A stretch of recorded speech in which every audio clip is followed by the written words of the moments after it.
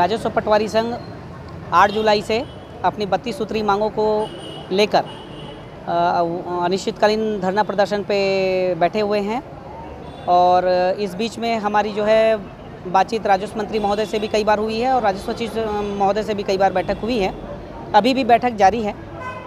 तो अभी अपनी मांगों को लेकर के हम संघर्ष कर रहे हैं और इसी तारतम्य में आज जो है सारे पटवारी पूरे प्रांत में काला कपड़ा पहनकर अपना विरोध प्रदर्शन कर रहे हैं। मांगे आपकी पूरी नहीं होती तो आगे क्या करोगे? देखिए, मांगे अगर पूरी नहीं होगी तो और उग्र प्रदर्शन किया जाएगा, लेकिन अभी वर्तमान में जो है राजस्व मंत्री महोदय से वार्ता हो रही है।